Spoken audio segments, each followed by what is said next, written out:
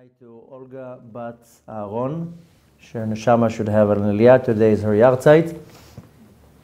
And I want to talk about tonight something very important, because a lot of people ask me, how can I stay inspired to serve God? Because I go to a class like this and I get very inspired, and then I go out of the door and I'm still inspired, and the next day I wake up in the morning and my life brings me back down again, because I wake up to the same reality that I left the night before. So all the excitement went down, and then I find it hard to stay inspired. So the truth is that our life is controlled from the spiritual world. Everything that we have in this world, it starts in the spiritual world, and then it comes down and manifests into this world. A lot of people think that it's all about the physical world, but the reality is that we are literally like a shadow of the spiritual world. And a lot of people find it very hard to accept that there's something that is above me, that is something controlling me, so to say, that I'm not free, that it's something is controlling my mind. People find it very hard to accept, but the reality is that we are like puppets, and our thoughts and our speech and our action, we have control over it, but half of the time it's not even our thoughts or speech or our action. And the reality is that the Baal Shem Tov explains that in the spiritual realm there are two chambers. One chamber is a chamber of purity, and one chamber is a chamber of impurity. And the same way, try to imagine a person lying in bed in a hospital, and he has an IV to one hand and an IV to the other hand, and whatever you put in the IV, that's what's going to drop into the person's body. So if you put minerals or vitamins or whatever it is, will go into the body. But if you put poison in it, then the person will die. The same way, these chambers of purity and impurity, they're like a bag of IV. The chamber of purity is holding all the blessing that's coming directly from God, which is pure and good. And the chamber of impurity is holding the complete negative. Now, if I direct myself to the chamber of purity, then I'm bringing down to me this pure energy. And if I direct myself to the chamber of impurity, then I pull down to me the energy that is not pure. That's why half of our thoughts and our speech and our actions are not really ours. Why? Because our soul, in order to interact in this world, it has to get dressed into garments, because the soul is very holy, so the soul cannot think, and the soul cannot talk, or the soul cannot move, because it's a spiritual thing. So in order to react and to work in this world, it has to get dressed into a garment. And the garments that it uses, it's called thought, speech, and action. And in order for the soul to interact in this world, it must get dressed in these garments. And imagine you put a hand in a puppet, and then you move this finger, so the hand of the puppet moves, and then you move this finger, and that hand moves, and then you start moving your hands, and the whole puppet moves. So in order for the soul to interact with this world, it has to get dressed in these garments, and then it starts operating in this world. So one garment is thoughts, one garment is speech, and one garment is action.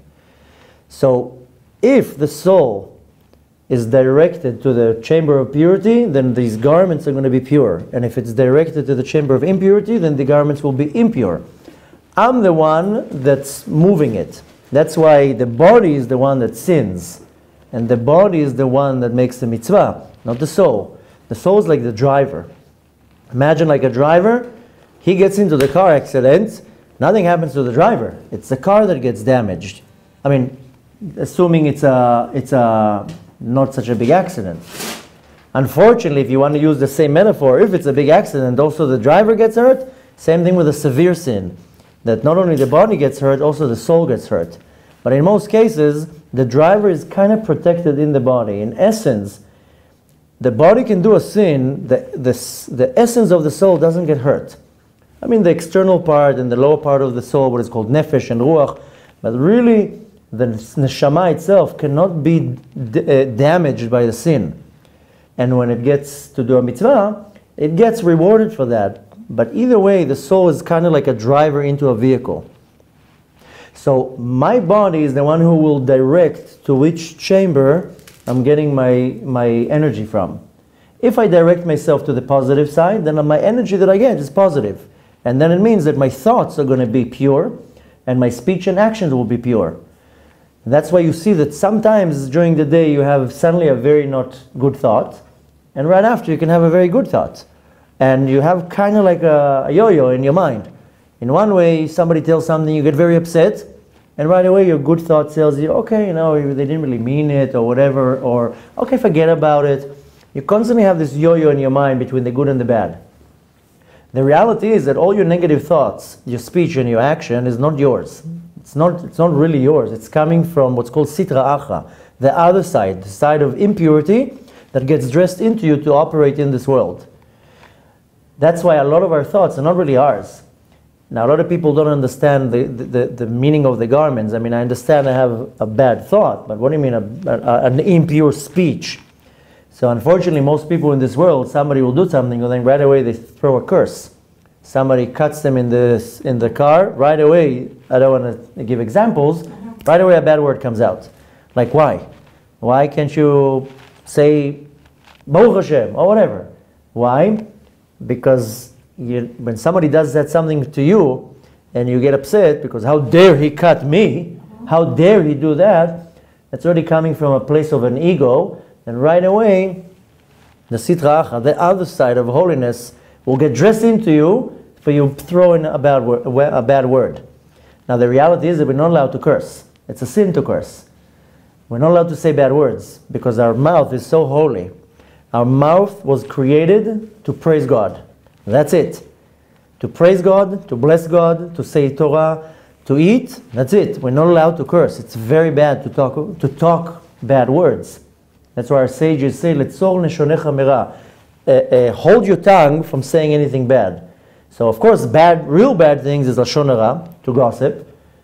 Not only because I'm saying something bad about somebody else, because when I talk, I create energy. When I move my mouth and my lips and my tongue, I'm creating these letters that create the word, and I'm throwing out to the world this energy. So I'm not allowed to gossip, and I can't lie, or scream, or curse. These are all very bad sins, and anything that you do with your mouth is extremely severe. In this week's parasha, it's called Shoftim, judges. And it says you should appoint judges and police officers to all your gates.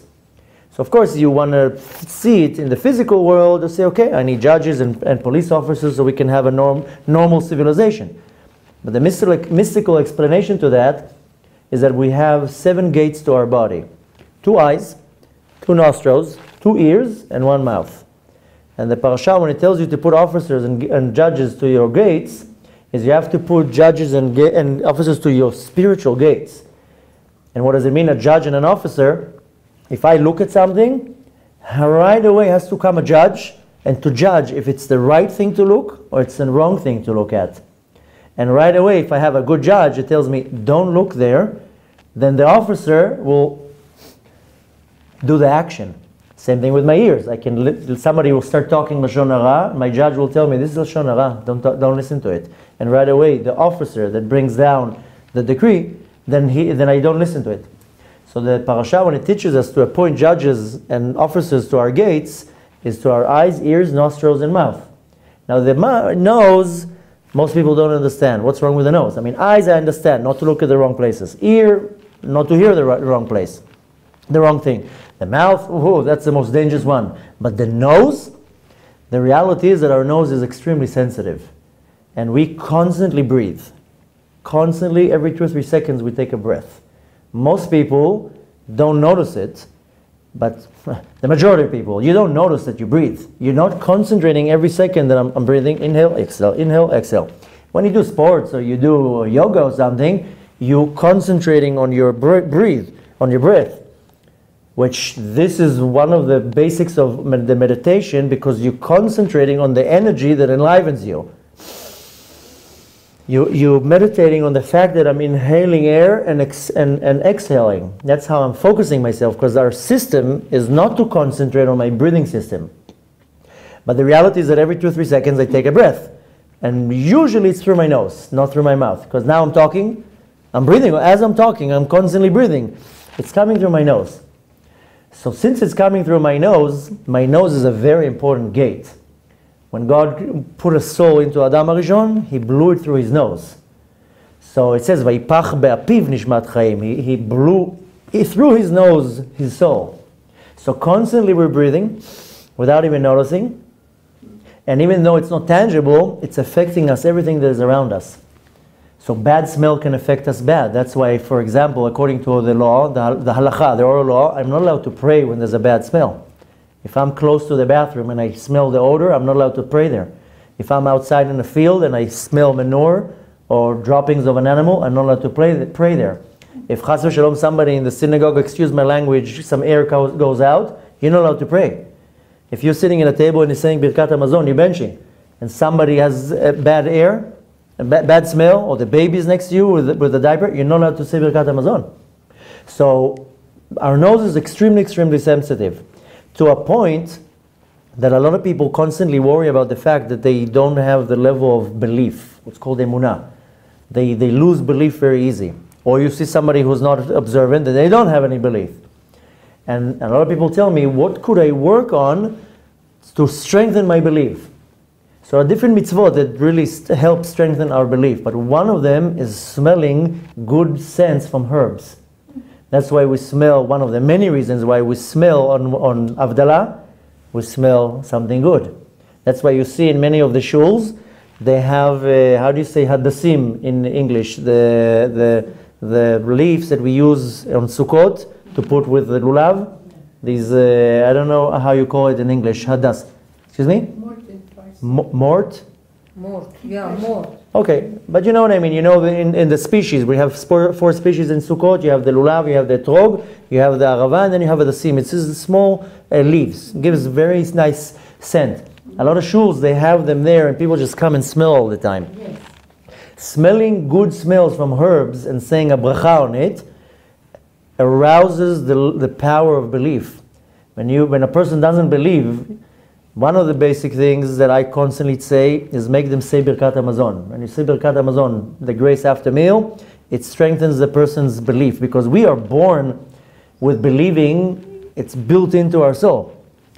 But the thing is that the baby is born with 100% emunah, 100% belief in everything. And the fact that you see that the baby, you give it food, it doesn't ask you if it's kosher. It doesn't, move its head. Whatever you put in its mouth, the baby will eat. I mean, if it's hot or bitter, they're going to spit it out. But you take a minute-old baby and right away give it something to eat, the mother will put the baby to the breast, right away will eat it. It's not going to ask questions.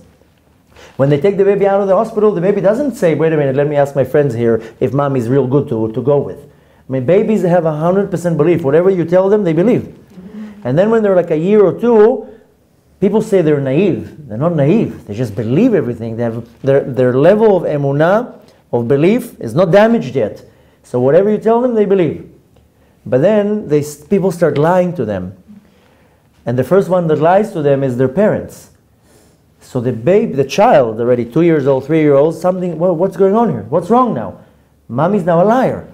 Because most mothers and fathers, they threat the child, oh, if you're not going to eat your food, you're not going to get dessert. And then they do not eat the food and they still get dessert. So the child is like, wait a minute, mommy's a liar. Because she told me that if I don't eat the food, I'm not going to get dessert, and she's still giving me the dessert. And a lot of people say, if you don't clean your room, I'll take your bike, whatever, all these threats. That's why with parenthood, lying and threatening is the worst thing. That's why most people find it hard to educate their kids, because the system is wrong. Because they use the system of threatening. And kids don't react well to threats, and especially lies. So we start lying to the kids, and by the age of 3 or 4, they're like, wait a minute, my parents are lying to me? They're heartbroken. And then they go to the school, and kids lie to them, and then the teachers lie to them, and before you know it, they're 6 or 7, everybody lies to them. In their mind, everybody's liars, so they lose their ability to believe. And kids don't analyze things. Kids is straight to what it is. The kid doesn't sit and start thinking, okay, maybe he's not a liar, maybe. Kids see the reality, and that's how they perceive it. So what happens is then you grow a person, he's already a teenager, they don't believe in anything. That's why you see that till the age of 12, 13, 14, the kids that grow up in a religious circle, they still follow everything because they still have some type of a belief. Hits 13, 14, I'm talking about the kids that grow up in religious families and even not religious families, they don't believe anymore. Suddenly, that's it, I don't want to do anything. Because they get a little bit of common sense and comprehend, they understand. And then what happens is that you have 90% of the world that they don't believe in nothing. Forget about God right now. You come to a business deal right away, it's like, whatever, he's tricking me. He's trying to manipulate you. What is he doing here? And you don't trust anything and you don't believe anyone. And then this power of belief is hidden so deep into the soul that when you come to believe in God or do a mitzvah, no, I don't want to. So the way to bring this belief out, there are many different things one can do. One of them is saying Birkat Hamazon. When you read the benching after the meal and you read it loud, it arouses the level of bitachon, of emunah, of belief. That's why Avraham Avinu used to invite everybody to eat. Then he told them, now bench, now say a bracha. And if they said I want to, he gave them a $10,000 bill and they had to pay the bill. But he got them to say the benching. That's why when I have guests on Shabbat that are not religious, I tell them, do whatever you want, just say Birkat Hamazon. So I'm injecting to them without them noticing and empowering the power of belief. So one of the ways to do it is to smell good smells from herbs. And it arouses the power of belief. Now, the Arizal explains, Arizal is one of the main figures in the teachings of Kabbalah. And he explains that according to Halakha, everything that we put into our body, we have to bless for that. When we eat, when we drink, this is called Birkat HaNe'anim. I enjoy something in this world, I have to say a bracha. If you notice, after food and drinks and most of other things, there's what's called bracha achrona, the blessing after the eating. So if I drink something, I say Sha'akol Niya Bidvaro, then I finish it, I say Borei Nefashot Rabot. The blessing when I take it in is to remove the godly spark out of the food, so I'm able to elevate it to the Kadosh Baruch Hu and digest the rest. But the blessing after is to get rid of the waste, because anything that I put into my body has waste. So when I say the last blessing, the bracha achona, that's when I'm allowing it to leave my body and to all the poisons and toxins and whatever comes out of me. That's why people, when they have problems with digestion and lo aleno, excuse my what I'm saying, but they can't go to the bathroom, and infections in their urine, everything that comes out, then the remedy for that, the answer for that is just say the after blessing. Most people, even religious people, they don't remember to say the after blessing. They'll eat, they'll remember to say Sha'akol Niya Bidvaro, Borei Pri Ha'etz. They don't remember after that to say Borei Nefashot Rabot or Ala Michayav Al Kalkala. There's a lot of blessings. And if you don't remember them, I have these little cards. I can give it to them, and you read them, and you carry it with you. So the after blessing is to remove the toxins from the body. The only thing that we take into our body and we don't have an after bracha is smelling. When you smell, you say Borei Minei Besamin or Borei Isbei Besamin, whatever you're smelling, and that's it. You don't have an after bracha because nothing comes out. There's no toxins. There's no remaining that I have to let go. It stays in the neshama. So this is the difference between everything else and good sense. So the good smell of natural things, I'm not talking about perfume. Perfume is nonsense. I mean, some people, they think, okay, I'll spray perfume all day long. This is chemicals, there's nothing to it. But when you smell something that comes from nature, coming from God, just that you know that it arouses the level of emunah. So that's why when I'm talking about the gates of that you have to guard, is also your nose. It's not good to smell bad things all day long. And believe it or not, you walk down the street, if you walk next to a not kosher restaurant, wow, you smell this unbelievable smell. You're like, wow, I wish I could eat that. Believe it or not, that diminishes your emunah. But it buries down the emunah. It's a bad smell. I mean, even though it scents good, but it's not coming from a holy place, it affects you. It arouses your yetzer hara. Oh, maybe I'm not going to be so kosher today. I'm kidding. Oh, I'm eating kosher at home. Yeah, I'll be a little bit lenient and this cake smells so good. So people who are really aware, they'll go next to a bakery that is not kosher, restaurants, they're not going to smell. They're going to close their mouth or breathe through close their nose or breathe through their mouth or walk to the other street. So this is a very important gate. But the worst and most deadliest gate is the mouth. That's why there's one. Because if there would be two mouths, Hashem Yerachem. So Hashem says, okay, I'm going to put you two eyes, two ears, two nose, two nostrils, but the mouth is so dangerous, I'll give you just one. Because when you're thinking of it, why do we have only one mouth? Technically, we should have two of everything. I have two hands, two legs, everything is in couples, especially in the face. Why do I have only one mouth? Imagine if I had two, imagine how much I could eat. And technically there's room, one here and one here. One mouth I eat, one mouth I talk. So of course doctors will tell you, because the same place, one pipe is the air and one pipe is the food, and if you mix them together, you can't breathe or eat. The reality is that God said, no. If I'm going to give this person two mouths, how much Lashon Hara is going to talk? How much lies is going to say? So the Kadosh Baruch Hu says, okay, I'm only going to give you one mouth. One gate. But this is the most deadliest gate, is the talking and the lying. And a lot of people are very, very particular with what's going on, what's going into the gate. They're going to be strict kosher, every little thing. No, I'm not going to eat it. They're going to, with a microscope, look at the hechsher, whatever comes into the mouth, they're a fanatic, which is good. But whatever comes out of the mouth, lying, gossiping, cursing, all these things. So this is the most important gate. Now we went a very long detour, but what I was saying is the garment of speech dresses in the mouth. And when you're thinking of it, somebody annoys you, right away a curse. Right away a not nice word. And here in this country there's a habit, every second word is a not nice word. And people express themselves with not nice words, which you're damaging this garment. You're damaging the gate.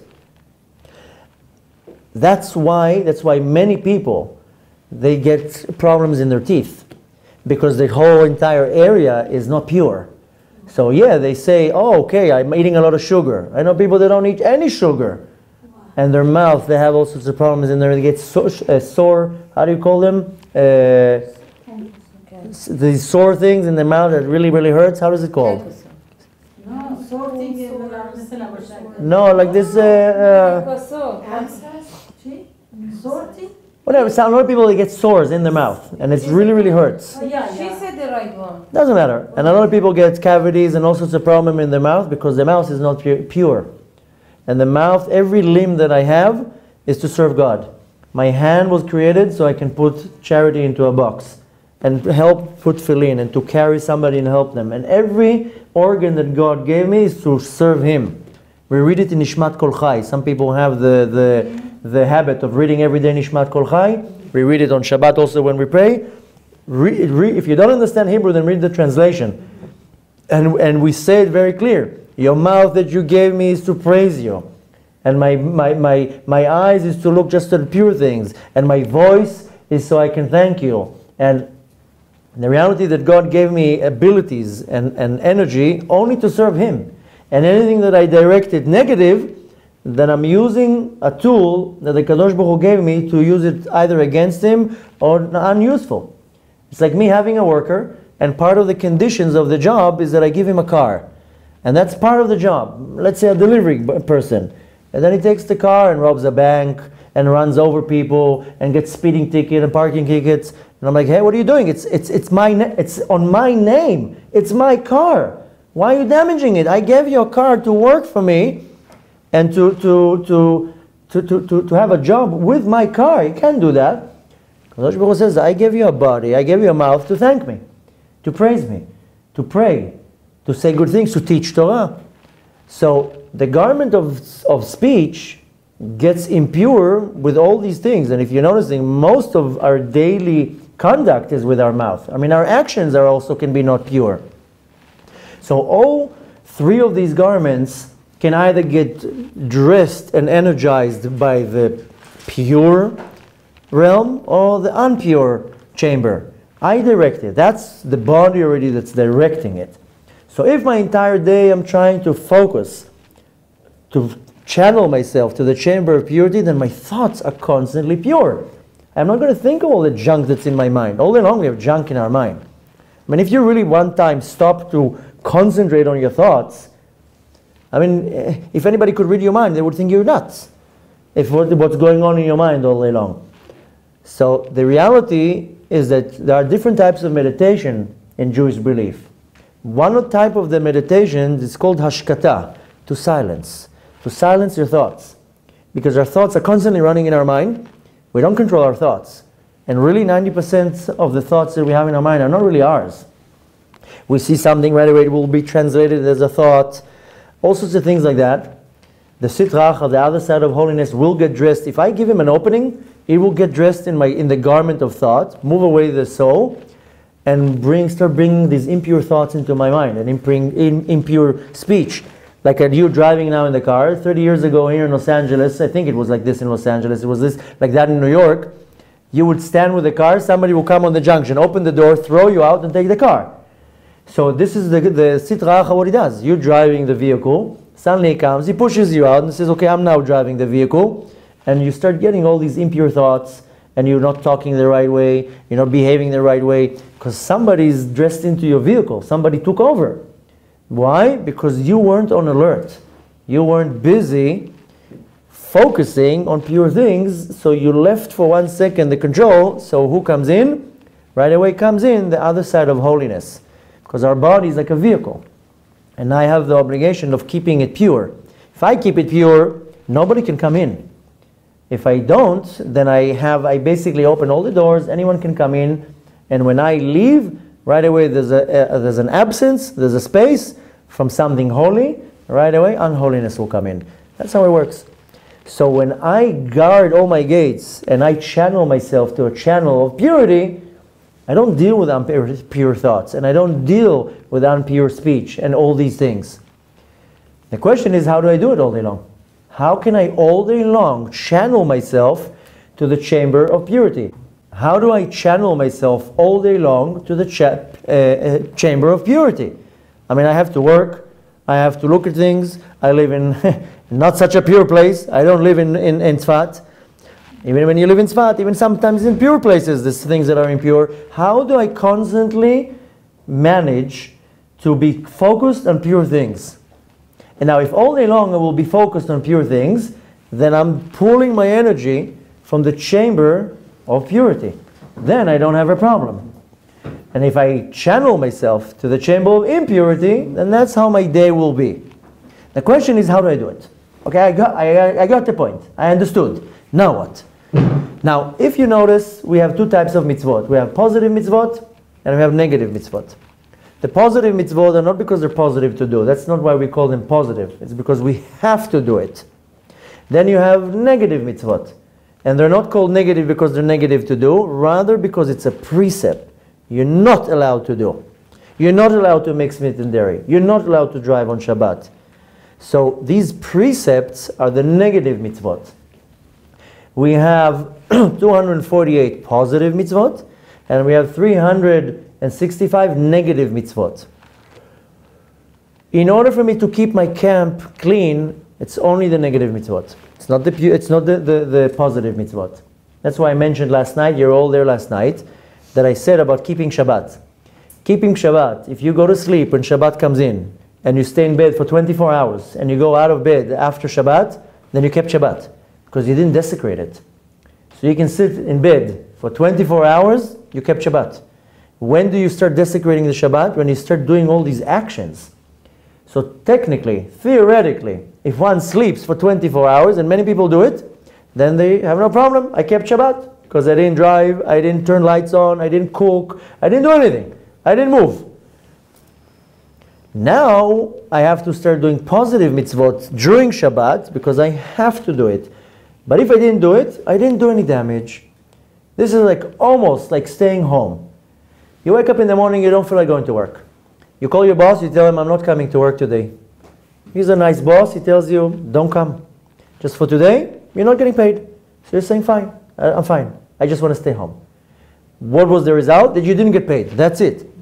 But if you leave the home and you go to the mall, then not only that you didn't get paid, now you lost $300 because you spent it on nonsense. So you're already in the deficit, so to say. I mean, there's nothing wrong with spending on yourself, but just that you get the idea. If I lock myself in the home, I didn't lose anything, I didn't spend anything, I'm just sitting at home. But if I'm already going out for shopping, then I'm already at loss. Same thing, the concept in Shabbat. If I didn't do anything, I didn't damage nothing. I didn't gain much, but I didn't do any damage. So the positive mitzvot is when I'm gaining something. That's when I get a reward for that. Well, that's when I always translated that not necessarily a reward, I get a reaction. Because a lot of people think that when I do things, God punishes me. Either that I do something bad and God punishes me, or I do something good and God is rewarding me. We just complain when something bad happens, so I said God is punishing me. The reality is that God doesn't punish anyone. God is not a third grade teacher that punishes you if you didn't listen. Rather, you do a certain action, right away will be a reaction. That's it. That's how the world is built.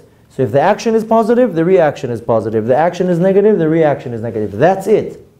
So when I do something positive, most likely I will get a positive reaction in this world and in the spiritual world and in the world to come. That's what is called, people say, I get a reward. I did a mitzvah, I get a reward. And if I chas v'shalom do the opposite, I do a sin, then people say I got punished. It's not that you got punished. You just caused a problem. Now you're facing the problem. So if I now take a hammer and I start banging holes in this wall, I do a negative action. Even if I say sorry, and even if I apologize, and I promise you I'll never do it again, I still created a problem, and now I have to pay for the damage. The owner of the home is going to tell me, I'm not upset at you, I know you're crazy, but seal the holes, fix the walls, you damaged my wall. So when I do a negative action, not only that forget about that, I'm not only listening to God, I create some type of a blemish, a damage, a hole. So the positive mitzvot is that I bring on me a certain energy, a certain blessing from the Kadosh Baruch Hu, from Hashem. But when I do a negative precept, I don't do it. What I'm basically doing is that I'm opening one gate. And now, anyone from the outside can come in. And when I don't do many of these precepts, then I'm opening a lot of gaps. So anything from the outside world, of course I'm talking about the spiritual world, not the physical world, then any entity can come in, whether it's a demon, whether it's a spirit, whether it's the Yetzer Hara, whether the evil inclination, whether it's a klipa, negative energy that I create from my action. I'm basically opening all my gates, and then I'm starting to contaminate my camp. So I'm becoming impure from inside. That's why the action has to be that I constantly guard myself. I close all these gaps, all these holes, all these entrances. And these are the precepts, the mitzvot lo ta'aseh. When the Torah tells me, do not mix meat and dairy, I'm closing one door. The Torah tells me, do not eat pork, I'm closing another door. Do not light fire on Shabbat, I close another door. I'm closing all these holes, like a massive wall surrounding a beautiful home or beautiful castle. Theoretically, if you have this unbelievable, beautiful 20 million home, maybe in some places not, but you drive here in Beverly Hills, 99% of the homes are surrounded with a wall. So why? Because nobody wants somebody to come in. I don't want you to look into my house. I don't want you to come into my property. And you see that even in most palaces around the world, the palace is surrounded with a wall. Which one might think, what are you afraid of? You have an army. No, you're not coming in, and I don't want anybody coming in. I don't want you to look into my backyard. Same way in the spiritual world. I have a holy camp. My body is very holy. And my mind is holy. And my soul is holy. In the body there's a very holy soul. God tells you it's not even your soul. It's not even your body. You have to guard it. And the way to guard it is I gave you 365 precepts. You surround your body and your soul with these precepts. Nothing will come in. That's it. Very simple. Precepts is the mitzvot lo ta'aseh. The negative mitzvot. All the mitzvot that in the Torah that tells you do not. Do not believe in idols. Do not lie. Do not steal. Most of the mitzvot that apply to us are the precepts. I mean, the positive mitzvot that we have from all 613 is very little. We have very few positive mitzvot to do. Most of the positive mitzvot is we need the land of Israel, not the country, the land. When we need a king, we need Bet HaMikdash, we need priests. Most of the positive mitzvot we don't really do. Most of the negative mitzvot that had to do with us. So the negative mitzvot, and again, they're called negative not because they're negative to do, because it's you stop. The motion is stopping. In the positive mitzvah, the motion is actually giving. What is called, it's corresponding to the sfirot of chesed. You give something. I give charity. But the precepts, it's a motion of refraining. What's called gvura, corresponding to the sfirah of gvura, stopping. The severity, putting a wall down. The reality is that one might say that the negative mitzvot are more important because I control everything. In essence, the positive mitzvah is much more important. That's in essence. Why? Because the positive mitzvah is actually what's going to bring me this hashpa'ah, this influence, this energy, and my reward at the world to come. But more than that, the positive mitzvah are much harder to do tshuva for. If I do not put tefillin, or if I do not say Birkat Hamazon, it's very hard to do tshuva for that, because I miss the opportunity of doing something positive. It's like, again, the same example that I don't show up to work. So my boss tells me, okay, you don't have to show up, but I'm not paying you for today. So I didn't produce something. That's why I explained to you yesterday when I did tshuva and I calculated how many times I didn't put tefillin on. Because I missed over 5,000 times putting tefillin.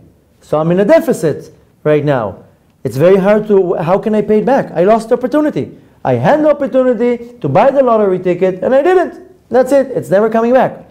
So it's very, very hard to do tshuva for a positive mitzvah. For a negative mitzvah, just don't do it. And fix the damage and that's it. I stole.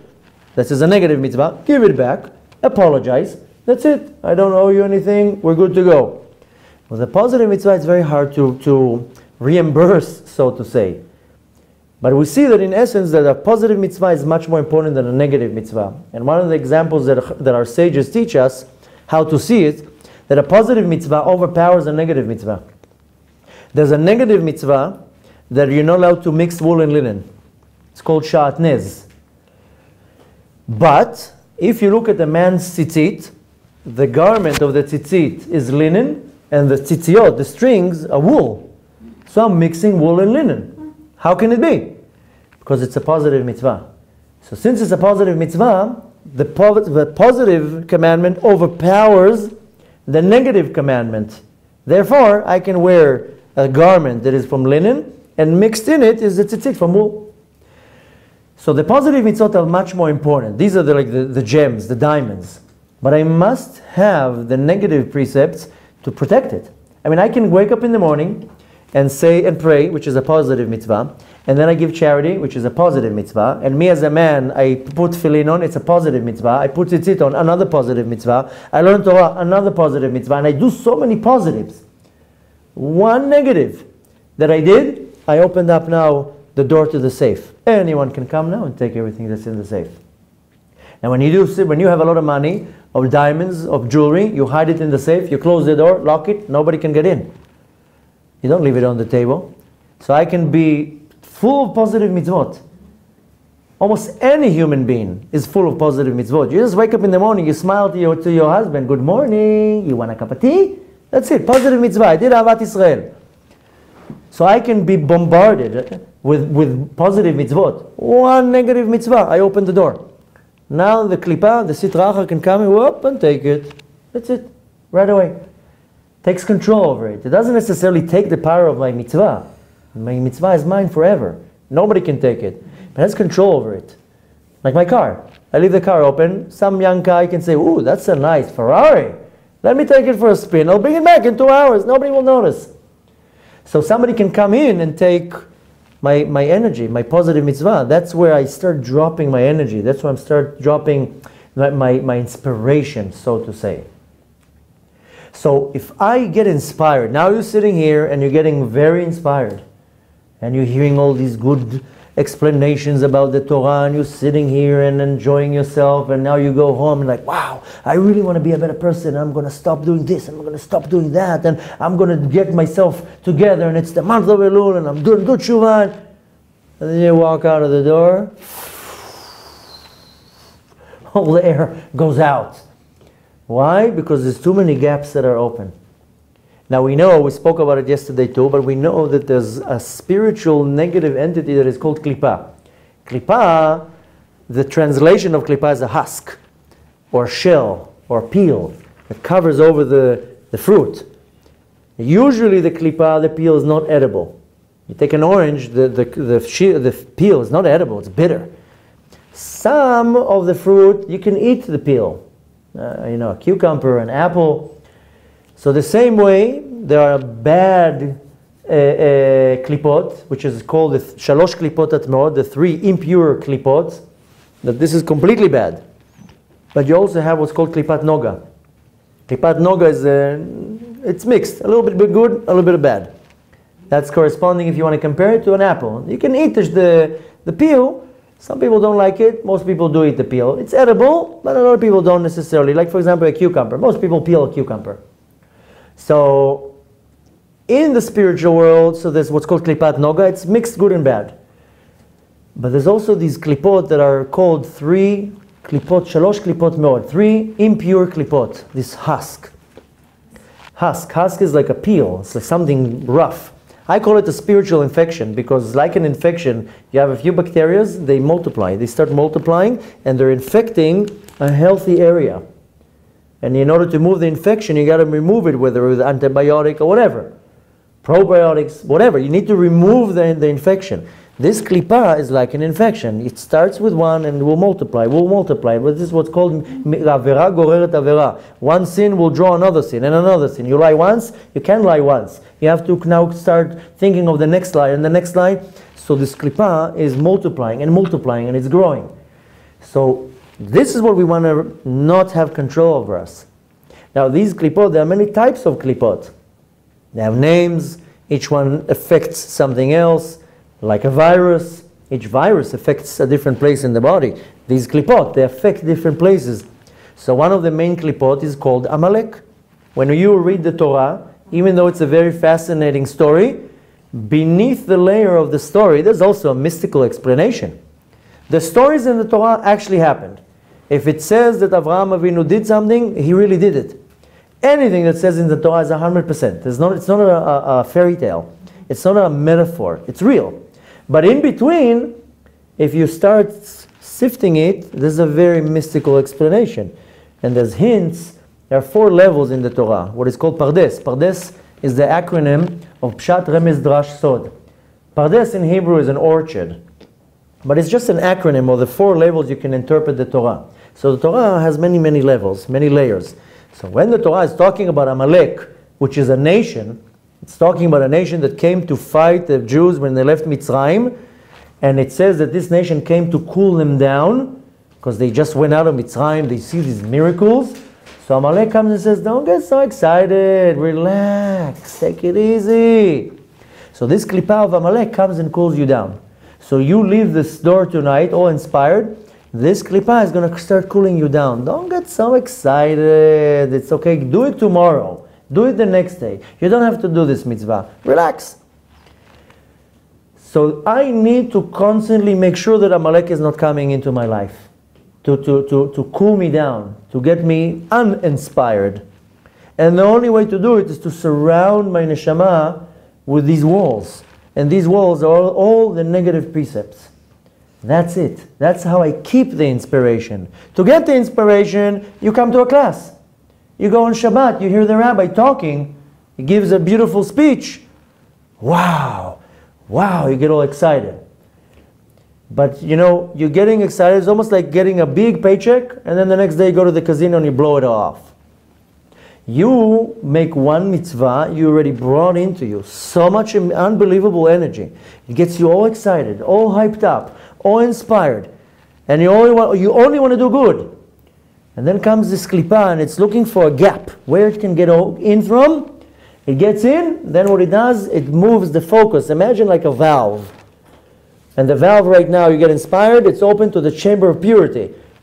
Amalek comes and pushes the valve this side, and now I start pulling from the chamber of impurity. And then I start drawing these impure thoughts to me, impure speech, impure actions. This is the Amalek. It comes and it controls this valve. And my only way to fight with it, the Torah tells us when Amalek came to fight with them, Moshe Rabbeinu called Yoshua, who was his assistant, and he told him, get some men, we got to go and fight a war, but only tzaddikim. Don't get me heroes, don't get me Arnold Schwarzenegger, get me tzaddikim. What do you... Tzaddikim, righteous people. Only to fight Amalek. I don't need strong guys with muscles. I need the righteous men. Why? Because they have nothing impure in them. They can fight Amalek. That war is not a physical war with a sword. We win our wars with our mouth. Jews are powerful with their mouth. They're not powerful with their hands and might. You see now in the Olympics, we don't win medals. We don't get medals usually because we're not good with our bodies. You know, almost any ethnic group, they're good with something. So, you know, you see a certain ethnic group, they're very good in sports. You know, look at the NBA, it's very few white people are there. You look like, for example, at dancing, you know, so the Spanish, the South Americans, they're real good in dancing. We're not good almost in anything. We're good with our mouth. We're good with our brain, and we're good with our mouth. So when we need to win something, it's only with our mouth. That's why that when Bilam, you know the story with Bilam in the Torah, that the Balak wanted to curse the Jews. He went to Bilam and he says, "You smart with your mouth. We can win them with war. We can win them with the sword." So Bilam says, "No problem. We can win them with our mouth. And if we make them fail with their mouth, then that's how we win them." That's why I told you before, the gate of the mouth is the most important gate. All our problems come from our mouth. You start lying, we get problems. You cheat, problems. Curse, problems. Eat unkosher, problems. Most of our problems are coming from our mouth. That's why, you know, it says in the Mishnah that one of the sages said, "I grew next to smart Talmidei Chachamim my entire life. I've only found one thing that is good for your soul. Shut up. Shtika, silence. Don't talk, don't speech, don't just close your mouth. You're not going to have problems if you just close your mouth. You don't get in trouble." Like a good lawyer, he tells his client, "Okay, we're going to stand in front of the lawyer. Shut up. Don't say anything. You're going to get yourself in trouble." So our mouth is what gets us in trouble. So when Amalek needs to be overpowered, it's not with power. I can't fight my Yetzer Hara. If I have a Yetzer Hara, people come and tell me, "How can I fight my Yetzer Hara?" You can't. He's 10 times more powerful than you. If the Yetzer Hara wants you to do a sin, he will manipulate it in a second. You'll do the sin. You can only fight your Yetzer Hara with your wisdom, with your thoughts. First of all, don't let him in. Close all the gates. And the only way to win the Yetzer Hara is only with your mouth. You learn Torah, you say brachot, all these things that you use your mouth for. So if I want to stay inspired, the only trick is to close all my gaps. That's the only way. Yes, I have to go to classes, I have to learn Torah, I have to go to a beautiful Shabbat service and get inspired, and I have to listen to CDs and SoundCloud or whatever you listen. You constantly have to be built up. You have to get inspired. But if you have a puncture, how do you say, like a flat tire, air is coming out, all this energy will go out. And then I find myself back down again. And I don't feel like doing the mitzvah right now. And I don't feel like doing the challah this Shabbat. And I don't feel now to helping that person. I don't feel like now writing a check to charity. Because I'm very deflate. All the air is out. I don't know if that's the right way to say I'm very deflate, but I'm empty. Because there's air coming out all day long. And then people say, "I don't understand it. You know how much good I do? You know how much charity I give? You know how much I help everybody? And I read Tehillim and I do this and I do that. Why? Why am I like empty?" Yeah, because you have a flat tire and the air is coming out. You pump from here and it goes out from here.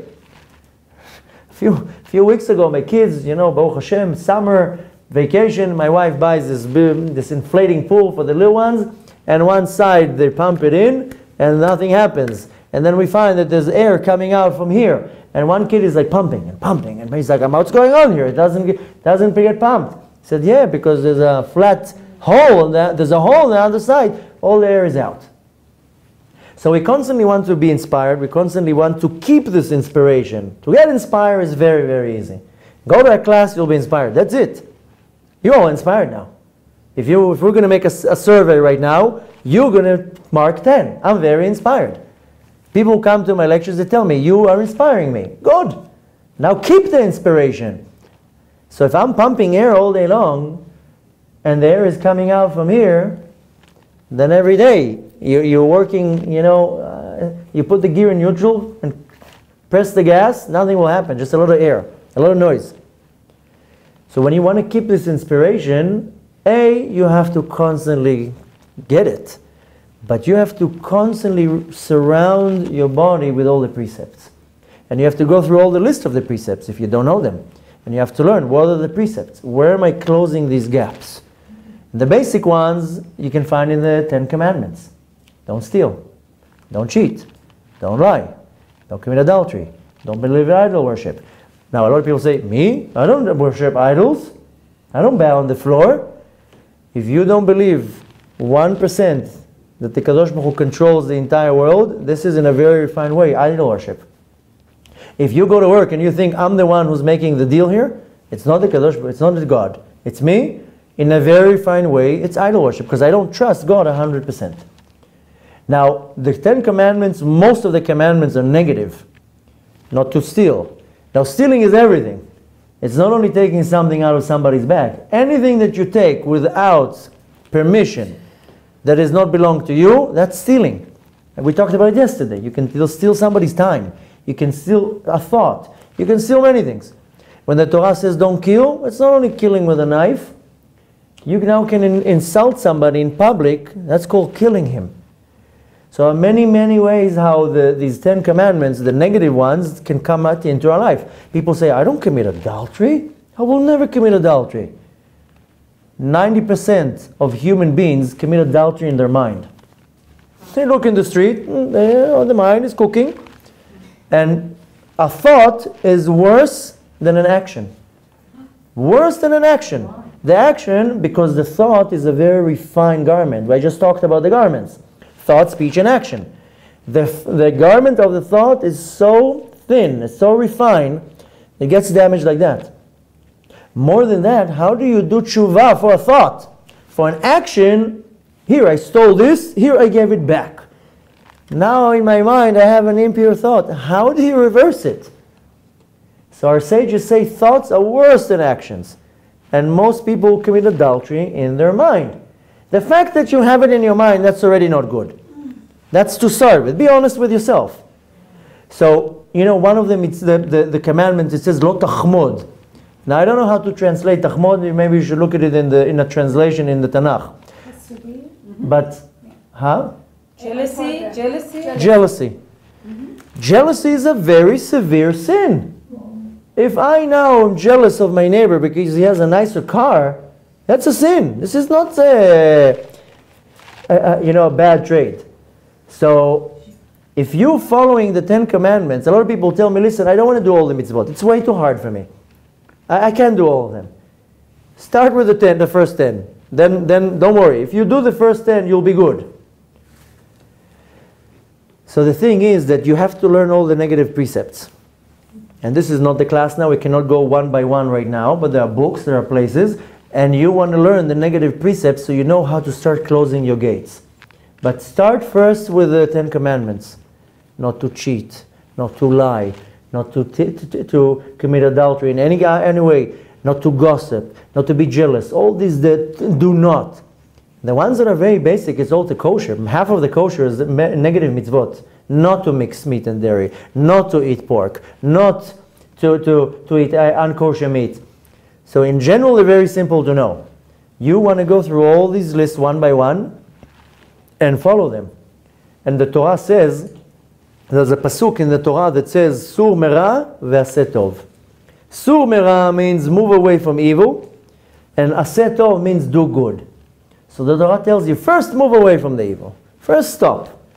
Then do good. To do good is a little bit harder. Some people, for them, it's very easy to do the good. But the Torah says, first, surmera, first move away from something bad. Start guarding your body with the precepts. And really, it's not only to keep the inspiration. It's for anything. That's why I keep telling that you have to say Kriyat Shema Lamita. Why are you making guards around your body? So nothing negative can come in nights and hurt your body and your soul.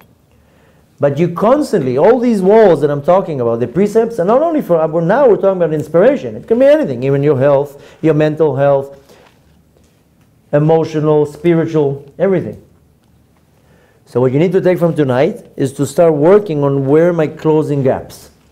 To doing things positive, like I said, it's a little bit harder. It's harder for me to get now and move myself and pray. It's harder for me to sit down for 5 minutes to read Birkat Hamazon. Even though I'll spend 2 hours on Facebook on nonsense, But to say 5 minutes to sit on my tuchas and to say Birkat Hamazon, the grace, that's hard. But to waste my time on nonsense, that's fine. 2 hours to waste on nonsense, it's okay. But the thing is that we make excuses. Oh, this is hard for me to do. This is hard for me to do. So don't concentrate right now on the to-dos. Concentrate on the not to-dos. And now we have a very auspicious time because we're in the month of Elul. It's a very powerful time because the Yetzer Hara now is a little bit not on vacation, but it's a little bit off guard. The Kadosh Baruch Hu says, I'll control him now. It will be easy for you to do tshuva. To do tshuva is not only to sit in the synagogue all day long and say, I'm sorry. That's not to do tshuva. Tshuva has to be actions. And one of the first actions that I need to do is, first of all, sur mira. Start putting these lines, putting these walls to stop. And it's not only for the month of Elul, it's for the entire year. The entire year, my mind frame has to be there constantly to stop the negative from coming in. So when you leave out of the door tonight and you want to be inspired, the first thing that you have to say, okay, what can I add today that is a negative precept to my list? That's it. I have to start with one. I can't start with half. I have to start with one. Then I do 2, then I do 3, then I do 4. To start with 10, that's already hard. So you start with 1 and you're saying, okay, I lie. From tonight, no more lies. Or from tonight, no more gossiping. Or from tonight, no more whatever. You use your imagination. But you want to at least put one layer. One layer of a negative precept that you don't do. You eat meat and dairy, that's it. No more meat and dairy. I eat unkosher food, no more kosher food. So you decide what's easy for you to do the do nots. If you can do 2 or 3, great. You do 10, even better. But the point is that you do it slowly, with increments. Slowly you add. But if you do a lot of good and you don't protect it, it's almost not worth it. Sometimes it's not worth it. Your mitzvah is yours forever. If somebody tells you that you lost your mitzvah, it's wrong. Your mitzvah is yours forever and nobody can ever take it from you. The only thing is that sometimes that it's moved away, it's out of your possession right now. So you definitely want to stop the negative mitzvah, stop from the Yetzer Hara to come in and control the positive that you create. So Bezrat Hashem, we should all merit to be strong, and it should be obvious and clear what do I need to do, how to purify my camp and purify my soul and my body and my thoughts and my mind, that they're constantly directed to the chamber of purity. And not only that I'm constantly running on pure energy, I'm also bringing more new energy. And not only that, I'm not letting anyone steal my energy and my good mitzvot and my good deeds, that by default will make me stay inspired. B'ezrat Hashem, I wish you to have unbelievable inspiration, and that inspiration should keep on growing and growing, and that you have the common sense and the ability to also know how to keep this inspiration with you. And B'ezrat Hashem, we're going to take questions, and I wish you again a beautiful week and a beautiful month. We should all be blessed with a beautiful new year, and all the abundance of blessings that you wish for yourself should be in a very revealed way in the realm of the spiritual and the realm of the physical.